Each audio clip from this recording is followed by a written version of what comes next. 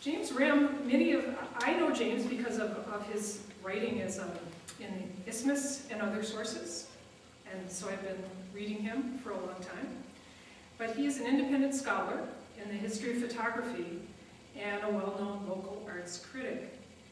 His publications include books on photographers Ralph Eugene Meatyard and Aaron Siskind, as well as catalog essays on Wynne Bullock, August Sander, William Eggleston, and others. He has lectured on these photographers and other topics at many college campuses in the United States and at the Prague House of Photography in the Czech Republic. For over 20 years, he also has been the executive editor of the National Teaching and Learning Forum, a publication on college teaching which he created. So please join me in welcoming James.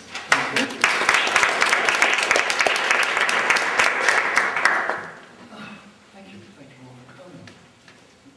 I'm sure there's a lot of acquaintance with Paul here amongst people here in Madison. You've worked here a very long time.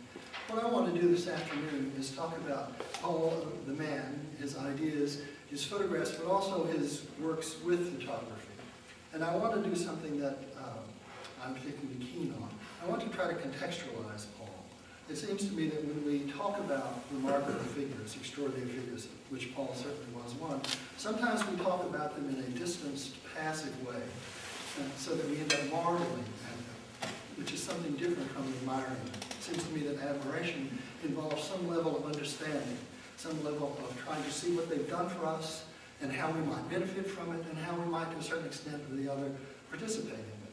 So I'm going to tell you about Paul's early life, how his interest in photography and his uses of photography from youth on up started, some of the remarkable people he met who have shaped the cultural institutions of the 20th century in America, how he got to Wisconsin, how he began to do what he did here in Wisconsin, which is so remarkable, which is an extension, an explosion of his ways of thinking and relating to the world all the way back. And then some of his comments on culture and life and philosophy that I was pleased to hear him speak to me in long afternoon interviews in his apartment in the Methodist retirement complex in the latter years of his life. This is, if you don't know, a portrait of him by Barbara Crane, a Chicago photographer with whom he had a close personal friendship and relationship. I've explained why I'm doing a biographical beginnings. He grew up in Springfield, Massachusetts, and well, before we get there, these are a few photos that I don't think are on the wall. They're some of the well-known and sometimes reprinted in books on landscape. Still Justin's book on the landscape as photographed and so forth. We'll see a lot of his pictures in this. He grew up in Springfield, Massachusetts, and his father and brother were teachers. His father taught German and French. His father really wanted to teach German literature rather than the declensions of Didier Das to high school students. But what he wanted more than that was, according to Paul, to be an artist, a would-be artist, as Paul said, because he never really got to the level that he wanted to get to. But he was part of a group. He was a plein air painter, painted in the United States and in Switzerland, where they lived for a while. These are some of his father's drawings. And there was lots of talk about art and art history in the house growing up. And when Paul got involved in photography, he and his father had lots of arguments about whether photography could be art. His father insisted that it couldn't be, and so they had lots of long and vigorous conversations. Nonetheless, my father was an important early influence, one of the numerous men I'm going to mention this afternoon, who was a big influence on Paul. Paul's father was very supportive nonetheless, even though he didn't see that photography could be art. He built a darkroom for Paul under the cellar steps and was glad that he was interested in something and doing something. So in high school, not unlike myself, Paul began to use his 4x5 to make photographs, to connect with peer groups that he didn't otherwise want to be part of, like athletes and cheerleaders and band members and the drama club and so forth. But he would organize things that were very much in the pictorialist period. Take his friends out into the woods and create costumes, and they would pose in various arch sort of pictorialist things. This was his first involvement in photography. He told me about the only picture, I would show you his pictures, except that they all burned up in a fire, which I'll tell you about in a moment. One picture he did describe to me, he had 4 girls in gowns, looking off, one with a hand on the shoulder of the other, called a recessional. So if you've seen any pictorialist photography, you can easily imagine this image. So, that was what he was doing in high school, costumed friends in the woods doing various things. But he wasn't interested in being a photographer at this particular time. His father had 2 brothers who were scientific agriculturalists, and they were very good to him, and so he thought, that's what I want to be, a scientific farmer. And so he got a small camera, and he thought, nobody else is doing enough with sheep and lambs. And so he would go from Springfield over to Amherst, where apparently they had livestock shows, and he would ask the owners of the prize winners to bring the lambs out, and he would photograph them with a small vest pocket Kodak camera, which he liked, because he could, if you know the vest pocket camera, I meant to bring one, I didn't, you can open a slide in the back and write on what that particular image is about. This isn't one of Paul's images, because I told you they all burned up in a fire, but this is the image that Edward Steichen won a $100 prize with in 1907. Paul's images were probably more like this, because he asked the guys to come out so he could make direct portraits and so forth. However, as he got to thinking about the success he'd had with girls in high school through photography, he thought he might like to be a photographer. And so after graduating high school, he went off and studied for 6 weeks with Clarence White. And if you know anything about this period of history, you'll know Clarence White's summer school, which began in 1910, produced a great many photographers. So Paul went off and studied with Clarence White for 6 or 8 weeks. And that was very important in developing his technique, because White was quite a good and sensitive teacher in this way. But after White, who didn't teach brome oil, he got interested in brome oil. And I don't know if you know anything about this particular technique, but without going into it too deeply, it basically involves taking a photographic print and turning it into a kind of plate that's then oiled with various kinds of oily inks, and a print is made from that, so it has this kind of appearance. And he, sort of in the manner of Frank Lloyd Wright, advertised himself as an artist, and you could hire him to make a brome oil portrait of you. And as he told me, his technique was he would go, and the lady would be sitting in her drawing room, sometimes backlit with a lovely damask curtain behind, and he would act like a crazy man and be all over the room, photographing from this angle and that angle and the other angle, with no film whatever in the camera for the first row, until the woman just thought, well, he's insane, he'll leave soon. Then he would put a roll of film in when the woman was relaxed and make the portrait. And the deal was he would select the image. This wasn't a deal where you got 5 proofs or 10, 20 proofs and picked the one you liked. He said, Paul Vanderbilt's portrait of you is this.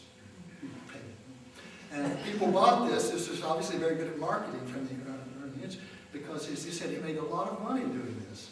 In addition to this, he also made brome oil albums. He would go and visit family and make a little album of pictures and brome oil prints. And he said, I made a lot of money. So he made enough money, and also at this time he was submitting to contests. He got one of his images printed in the rotogravure section of the New York Times, which led to a letter being sent to him, almost a job offer, as he remembers it, to come down. But his father didn't want him to really take up photography in New York. He really wanted him to go to college, although Paul always had an ambiguous attitude toward formal education. But he did agree to go up to Amherst, and there he met the first major influence and shaped the course of his later life. This is Geoffrey Atkinson, who was a renowned scholar of Flemish painting and French painting, and wrote an important book which is still read about the extraordinary voyage in French and Flemish painting in his time. Well, he saw Atkinson, the way he lived, his devotion to scholarship, and he remembered all those conversations he had in his house about art and art history, and his focus began to shift more toward art history and away from meeting girls through photography necessarily. He was put up in the annex to a fraternity house, which was in a late 19th century building with fireplaces in all the rooms. And this led to the building burning down. All of his cameras burning down, all of his negatives, all of his prints, totally wiped out in terms of photography. So it seemed like a tragedy until it was discovered or found out by the boys a week later that the building had been highly overinsured and they were all going to get a windfall in terms of money. But it did change Paul's, it seemed to mark a turning away from photography at that time and a turning toward art history. And Paul was never a man without ambition and confidence that he could do the thing that he imagined that he wanted to do next. And so his father knew the curator of prints at the New York Public Library. So Paul went down to meet this man and said, I'd like to be your apprentice and learn about prints. I know a lot about art history already. We've had lots of conversations about it in our house. And this gentleman, whose name I don't know, said, well, that's all very well and good, but to get a job in New York at the New York Public Library, you really need to have more credentials than that. You need to go up to Harvard and talk to Paul Sachs and get some real education. Well, those of you who know about American cultural history know the importance of Paul Sachs. He created what's known today as the museum course. And out of the museum course came figures that I know you know the names of, who created and staffed almost all of America's important cultural institutions. And Paul got him enrolled there as a special student. He wasn't interested in getting a degree at this point. His classmates there included Alfred Barr, who you may know as the director of Museum of Modern Art, and his associate director, Jerry Abbott. These are both older gentlemen, but they were all in class together. Let me go back to Sachs here for a moment. You said the Sachs course basically was conducted in Sachs' home and consisted of Sachs opening the mail from all over the United States and basically handing out assignments to these boys. So practical on-the-job training of dealing with museum curators and the problems of museum curation. Sachs figures importantly because he tells Paul, because calls Paul aside at one point and says, you know, this is all fine and you're doing well, but really a degree from Harvard would be a nice thing to have. And you ought to think about enrolling as a special student. And this is in the 1920s, and in the 1920s all Sachs had to do was call the dean and say, I want this guy enrolled, and so he got enrolled in Harvard and studied very hard and graduated with a degree in art history. Sachs gets him a job, or puts in a good word for him. He goes down to the Philadelphia Art Museum where he is for 10 or 11 years.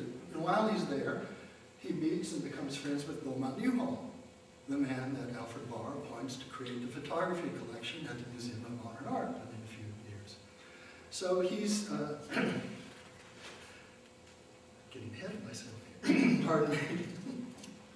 He and Newhall begin to take up photography again. Paul said originally what he was doing with photography was basically imitating what everybody else was doing. Other people were making these successful pictorialist pictures. Let's see if I can do that. Same thing was happening with him and Newhall down in Philadelphia. And they were interested in the connections between photography and modern art. So they would go out walking around Philadelphia photographing on the weekends.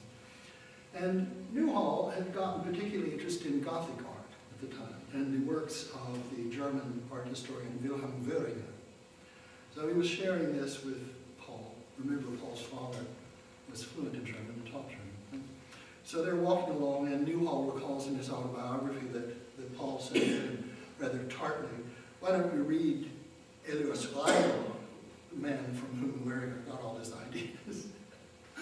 Well, the book by Weigel was only in German, and Newhall had a lot of trouble with it, but he did go and read it. I mention this only because it's an early indication of, I think, the vigorous, broad-ranging intellect, consumption of ideas about art is characteristic of Paul from the beginning through to the end. These books, as some of you who know about art history may know, are the first to articulate really the idea of a zeitgeist, the notion of a large idea hovering over an epoch that influences the art and thinking of that epoch. This is important when we get to Paul's panels and his pairings, because he's very much talking about those as instrumentalities to engage something hidden, something larger, some spirit of experience that is larger than the mere denotative facts of the photograph. So, he's there in Philadelphia, and while he's in Philadelphia, they decide to do a photo drawn from the FSA collection. So he goes down to Washington for weeks at a time and has lots of conversations with this man, Roy Stryker, who I'm sure you've heard, the economics professor from Columbia who got very interested in the use of photographs and was hired by Roosevelt to organize the photographers of the FSA. So they had all these photographs and they needed to have them organized and put into some kind of useful order. So Ed Roscoe, you know Ed Roscoe? He's one of the FSA photographers, not as famous as Walker Evans, but he and his wife Louise were committed to the labor cause and very active photographers. Roscoe says to Stryker, well, you know this guy Vanderbilt you've been talking to from Philadelphia, he's your man, you need to get him down here to organize these pictures. And so Stryker does, and he calls him down and he says, I want to give you this job. And Vanderbilt thinks, well, that's pretty exciting. Organizing 200,000 pictures into a useful database of material, identifying themes, locating ways of accessing this huge body of information. So Paul told me an amusing story about when Stryker announces to the FSA photographers that he's hired this man, Paul Vanderbilt, to organize their pictures. The staff meeting, Russell Lee was there, Jack Delano was there, Arthur Rothstein was there, and he said, well, I hired this guy, he's got this degree in art history from Harvard. And they go, art? And he lived in Europe, and he said, Europe? These were all labor guys, you know, they were out there for the cause. This is about the Depression, this is not about art, this is not about Europe. What's this guy going to be able to do for us and know for us? And then Paul told me with great pride that within what did he say, 6 weeks, he said 6 weeks later they were all close personal friends. I said, how did that happen? He said, I talked to them about their work. It was a good way of making friends. So, as you probably know, after he'd organized this collection at the FSA, then he took it to the Library of Congress, where it remains one of the cultural jewels of the United States to this day. That took about another 10 years, 9 or 10 years, I can't remember the exact dates. But at this time, Wisconsin was being overrun with images. Collections were being donated, and the Historical Society had more pictures than it knew what to do with, and it too wanted to organize them into something useful and sensible and accessible in various ways. And so Dorothea Lange, whom he knew from his work in the FSA, said, well, the guy you really ought to get out here to do this is Paul Vanderbilt. This is very touching to me because of a deep affection I have for Dorothea Lange. We almost named our daughter Dorothea, or at least I was pushing for it. We'll have to talk to Sarah to see how close I was to that. Anyway, so he came out here, let's see, getting behind my slides. This is Paul in those early days at the opening of the Family of Man exhibition in 1958. It traveled extensively, as you know, and it came to Wisconsin. So this is the young Paul Vanderbilt. But his mind was a restless mind and a comprehensive mind in many ways, and so he began to think, what can be done with this vast resource of pictures? These pictures mean something more than, taken in Black Earth, 1875 storefront of haberdasher. There's more to these than illustrations of some particular point in history. Look at the way the man is standing. Look at the dog. Look at the horse. Look at the way the light is falling. There's something going on here beyond 1875 storefront of a haberdasher. How can we index that? How can we access that? How can we, as he once put it to me, how can we breathe again that breath of consciousness that was there at that moment? And so, as he remembers the date specifically, May 10th of 1960, he began to make these landscape photographs that you see on the wall, with the idea that they would be paired, included in panels, and would somehow be additions that would help open up these dimensions that I'm talking about, these dimensions that lie beyond the moment. As you probably have read, if you've read things advertising this exhibition, Paul's notion was that the photograph only began when it was taken, but the most important part of its life was after that, everything it went through after that.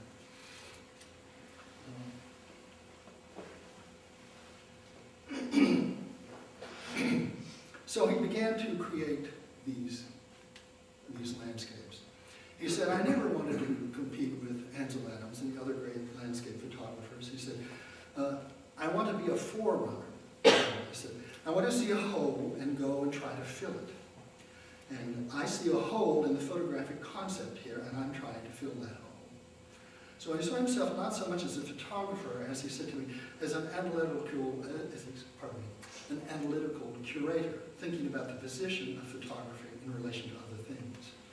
So if I were to recharacterize that, I would say, some of you may have experience in sociology, so forth, and you've heard of action research, where people have an idea and they go out and try to enact their experiments and to pursue the research idea. I would see Paul almost as an action philosopher. He had notions about how we learn, the nature of the world. I had this tooth removed and I'm whistling through this empty space in my jaw. Sorry, folks. It's bothering me more than it's probably bothering you. You can't hear it? I hear it. Any rate, I see him as a kind of action philosopher, creating these things as kinds of experiments. They're aesthetic objects, they're aesthetic experiences, but they're also experiments in whether or not these broader dimensions of understanding and meaning can be accessed this way. So, this is the point where I think most of my friends would say, you are out of your mind. Why are you taking this tack in what you're presenting? Oh no, that'll come in a minute. Sorry, I got ahead of myself. I should have looked at my slide. I wanted to show you a few of the colored pieces that Paul did very late in life. He kept photographing right on. He retired in 1972. He kept photographing. He experimented with color. In some ways, they're similar to black and white, so some of them I think are quite different. These are 2¼ slides. We talked for a long time about this slide. We had a very interesting conversation, which I got to hear just the last few days again on tape. At first he said, I like this better than Ansel Adams because it's not about monumentality. He said, Adams wrote for a long time on Byron and Shakespeare and things like that, but I like this because it's more personal. And then as we talked longer, he said, I'm going to back off. I said, Ansel did a lot of good for photography. I made a lot of wonderful pictures, but I like this. It was a sweet conversation. But it is indicative. He told me, I would often, this was 24 years ago now, I asked him questions and he said, sometimes he would say, I think you're pushing me toward trying to talk about grand things. And I want to talk about little things, moments that are universal, but very particular moments. And that's what he liked here about this picture. It was a very particular place. Another thing to be said about this, he said, when I make landscapes, to differentiate from Adams, I don't want them to give you the feeling that you're looking at something beautiful on stage out there in front of you, away from you. I want you to feel that it extends all the way around you, that you're in the middle of it. And I want there to be a sense of movement, if there's movement implied. I want you to feel that movement. I want you to feel the expansiveness of the place. Toward the end, he told me that if he were photographing again, by then he was too elderly to be going about photographing. He'd like to photograph around the periphery of the city, and he particularly liked the relationship of machinery and movement to the periphery of the city. So, he began to make the panels. This is Paul with one of the panels. And they're all 96 of them, involving 799 photographs from the Historical Society on the website. And you could go and find them and look at any one of them. And also, and I think this is a great thing, Andy, and it now works, it wasn't working the other day, there are audio recordings of Paul talking to various staff members about the panels. And you can get those, what's it called, pop-up audio or something? Pop-up archive. Pop-up archive. You can have those playing on your computer while you're looking at the panel. So, depending on the depth of your interest, it's all there for further exploration. And also study questions that some Historical Society is kindly composed. Now this is where my friends would say you've gone crazy, because this is a picture of Edmund Husserl. The reason I think Edmund Husserl is important goes back to the beginning of these remarks, when I said I wanted to contextualize Paul, I wanted to not only talk about where he came from in Massachusetts and Amherst and Harvard and the people he knew, I want to contextualize him in terms of the history of thought about philosophy and aesthetics in the Western world. Edmund Husserl is the founder of phenomenology. Now, phenomenology is a scary word to many people, and indeed a lot of very dense books have been written by names that you've heard and perhaps are part of your nightmares, Mercoeur, Derrida, Merleau-Ponty, and so forth. But I'm here to tell you that I think, from my humble perspective, some of the basic foundational ideas about phenomenology are almost commonsensical and have a tremendous utility in that they move us beyond our commonplace, knee-jerk way of thinking of the world. The basic idea, pardon me, is a recognition of the fact that the phenomena of reality extend far beyond what we access through our five senses. There are things that we all depend upon, know, and are part of who we are and how we think, that have nothing to do with what we see, hear, touch. Concepts like fairness, justice, love.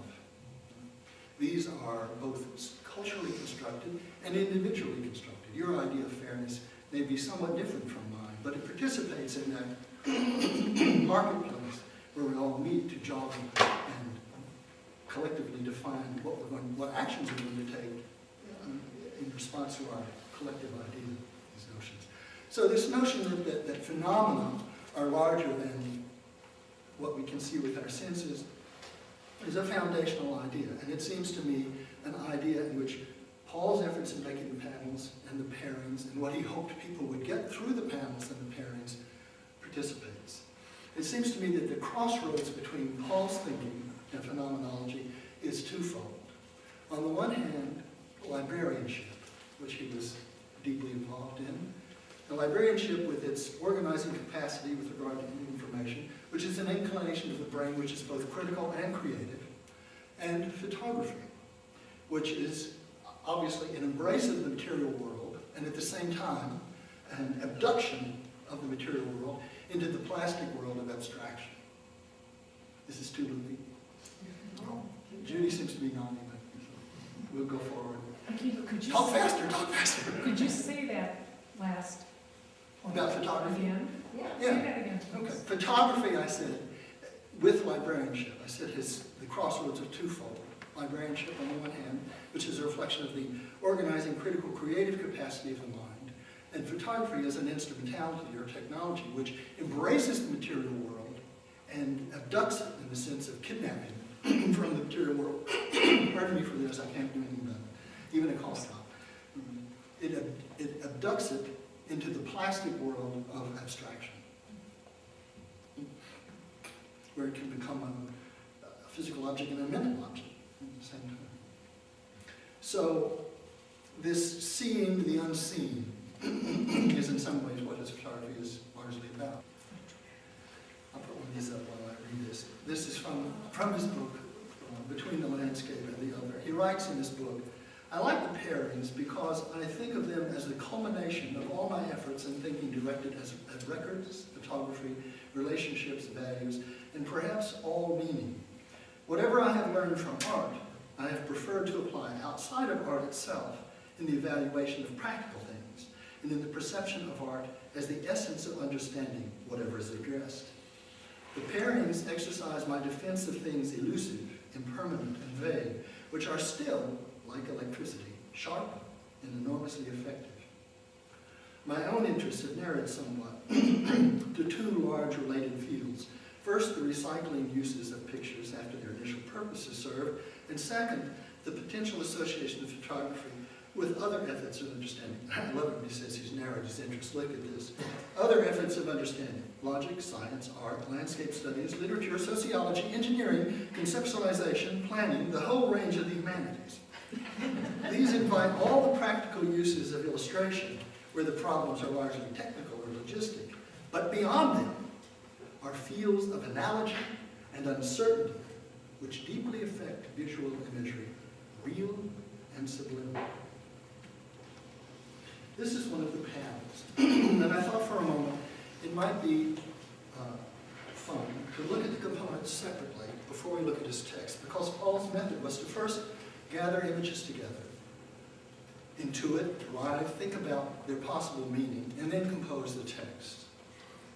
So these are images from the piano. And as we look at them, I suppose when I first looked at them, I thought, oh, okay, transportation, that's a theme. I see the plane and so forth. And settlement. And then you come to an image like this, and you think, well, commerce, I guess. There's something going on here. An advance in time. And then we come down from wealthy, fat, vested men in office to men on top of the boxcars. And then we come to this text, which I assume everyone can read in the back. Should I read it? Yeah. The fast movement was a nervous reach for something west, but along the way there was no hurry. Wait for noon times turned around to a movement eastward. Whatever sunbaked means, whatever weeks and ways to pay. One of the characteristics of Paul's writing, it always seemed to me, and I described to friends, they seem to me a marriage of haiku and German. They have the angularity of German and the brevity of haiku, but they leave you with a sense of engaged mystery. Paul said to me once about the panels, he said, I asked him what he expected people to feel or react when they looked at the panels. He says, I want them to think, what the hell does he mean? And not to try to solve it, but to go on and realize it's not necessary to solve it. It probably won't surprise you that, we'll come to this in a minute, it probably won't surprise you, particularly when we talk about this in a second, that when Paul entered the Methodist retirement home, for people who moved into that situation, a course in transcendental meditation was offered for only $100, and Paul took it. And the more you read his writing and study his thinking, that should come as absolutely no surprise. If you've read his book, Between the Landscape and the Other, he talks a good bit about this picture. He talks about how a picture can be about emptiness, and that this picture begins with him with a sense of emptiness. But it leads him to a sense that the picture is, for him, he feels in it something to be learned from it or felt in it, is a yearning for home. It's lived in but now empty, in the sense that if you're not there, you're empty from home. Another image that he talks about is in the book, in which he begins to talk, and this goes back, in my view, somewhat to Newhall and those conversations in Philadelphia, and the other was Arrival and Wilhelm Werner. He talks about verticals generally suggesting in an intuitive way to us higher ideals, aspirations, whereas the horizontals suggest stability, solidity, home, and so forth. So I'm taking these three out of the book to try to glimpse the thought process that he describes in the book and from our conversations. Long times spent looking at the pictures and honoring the various associations that come to him in looking at them and cross-checking those associations. The thing you have to remember about Husserl is he wasn't like a New Age guy that anything goes. He was a mathematician. He believed that phenomena beyond those of the senses could be explored in the same methodical, scientific way as other phenomena. So there's a rigor in this. It's not all, oh, my neighbor looks so nice today. And if you're reading the book, he talks here about being very cognizant of the various barriers, and yet the sense of vertical movement through, not up, but through, and pondering what that suggestion of movement might mean.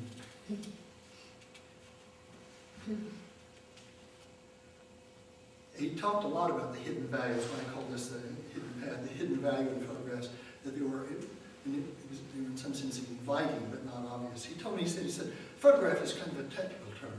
He liked picture better because he said picture invites the consideration of meaning, what the thing is about. The value, he said, comes from its contribution to understanding more than knowledge. I was in Saudi Arabia a couple of years ago giving some workshops and tried to float the idea with these faculty at King Saud University that facts and knowledge were not the same thing. That facts with understanding equal knowledge. They would have in Saudi Arabia, facts are knowledge. Just in case you're I think in the West, we have a little, well, I like to think there was a more sophisticated understanding of geology. In 1977, Paul gave a speech at Wisconsin Center here that is to me so typical of his vigor and courage in thinking. Some of you may be familiar with the history of feminism in the United States. In the 1970s, in the middle of the 1970s, is a period known as the sex war, sometimes the lesbian sex wars. Over in Michigan, there was a law professor named Catherine McKinnon, and she had an associate, Andrew Dworkin, and they were vigorously trying to get pornography in all forms classified as a felony in the United States. This is an era where we still had go-to clubs. And so this brought out a war. There were some feminists who said, if these women want to do this kind of work, that's part of their liberation. And these women saying this is terrible objectification and exploitation of women. Well, in the midst of all this, Paul gives a speech in which he talks about some photos being masculine and some photos being feminine. He said masculine photos were made with a purpose, to tell a story, to make a point, to have impact, to find a place in a book or a home, in a collection or a museum, to win a prize, to deflate or destroy or ridicule. They are blunt, he said, easily comprehensible. Feminine or intuitive photographs, he said, were not so easy to understand. They were oblique, subtle, intriguing. This second type, he said, also says something, but you don't know quite what it is. It is elusive, personal, private, more like a poem than prose. It has more in common with conversation or personal letter. It is something to be handed down from eye to eye. He said in this speech that he was a feminist and had been from way back, but that some of his women friends still found him to be a male chauvinist pig. Men, he said, want to know what is happening so that they can be prepared to control it. And women, he said, are more tolerant of complexity. Complexity challenges men to a solution, and women do not attack it as an enemy, but embrace it as a friend. Respect for complexity is the starting point of wisdom.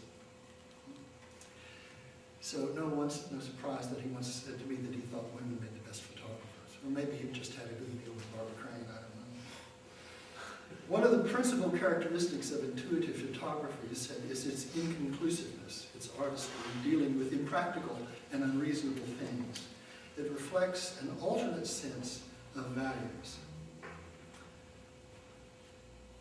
From all that I've described about what I thought he aspired to create for us in the panels and the pairings, I think you can see his sympathy for intuitive photography, whether men can create it or not. In 1982, he was the honored speaker up at another meeting of the Midwest Society the regional meeting of the Society for Photographic Publication in Green Bay. There he gave another interesting speech that echoes, well not echoes, it's a proleptic echo of language from explored more in his book, Between the Landscape and Its Others. He said an effective photograph is one that can evoke emotions in the viewer, and emotional qualities are not found in art unless it includes science, religion, and magic. And by magic, he said, he meant things that were incomprehensible, sublime, unfamiliar, and scary. All of which, he said, added up to the holy. Finding this hidden path is part of what he's used photography as an instrumentality for, from the beginnings in his life to the very end. He said, this is in one of our conversations. I've transcribed various interesting bits of our conversation for this presentation. He said, this is part of my thesis, that wonder and magic and value and memory and all these things do not depend on something encapsulated. You learn, and once you learn the quality, and this is the quality, the feeling of this hidden dimension, you find it universal all over. He said to me in another conversation, accepting in purely practical things, I take the view that the world of reality is just simply to be a framework for the unreal world of the imagination, which I think is stronger. I think that our emerging emotional feelings, daydreams and all, are all the stronger and the more important and often better formed and better reasoned part of our mental activity. And then, as he also often did, so to Overture, he said, that's very arguable, but it's the kind of thing I like to consider. Back to the panels for a moment. Beyond suggesting that he wanted people to wonder what the hell he meant, and then say it didn't matter to go on and figure out what they meant.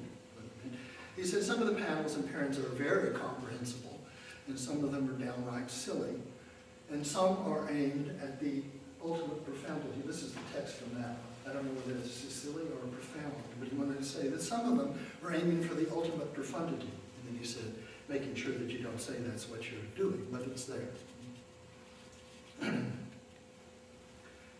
Again, in Between the Landscape and the Other, he wrote that the inability of language to talk about art is not a deficiency, but a reflection of the veil we recognize over its power, which we must recognize in our inability to describe it. Although, having said that, he never seemed to mean that we shouldn't try, because after he made those remarks about the ultimate profundity and never letting on that that's what you were doing, he went on a kind of a rant and said, I don't like this attitude that you should not deal with so-called profundities, that you shouldn't mention them, that they're a dirty subject. I don't appreciate that at all. He said, I don't see why with friends you shouldn't sit down and discuss whether or not there's a soul. This could be quite an interesting discourse over a couple of beers. I like these inquiries into insoluble questions. Nobody knows what a soul is. It's a concept you could kick around for 10,000 years. A very useful football. And there are other concepts like this, and our drives. I tend to think the most important things are not factual. He said, we have not begun to touch on some of the most serious problems of call it life. This is, it seems to me, one of the more uplifting. Many of Paul's pairings are kind of dark, but this one, I'll read the text from here. Can you see it well enough right there? No, you can't? Oh, well, trust me, it's nice. The text is, the time is noon, and at the top of trying, the wheel is letting age go by. The center is the work, the saving. It is the sunning of the circle, set to bring it smoothly home. We have this circular form of wire curl thing here, a circular sense of flowers, a sense of rare positivism in that one, it seemed to me. Well, after he had the rant about profundity in our conversation, we were getting near the end of the tape at the end of the afternoon, and his voice dropped and he said, you know, and this is good with girls too, they like this. Guys that talk about this kind of thing, instead of football and things that other guys talk about. So I would just say that, in short, there was a vigorous and vital and decisive energy in Paul Vanderbilt, even in his enthusiastic embrace of the vague and the indefinable and indeterminate, an energy that ran throughout his life from high school right to the very end.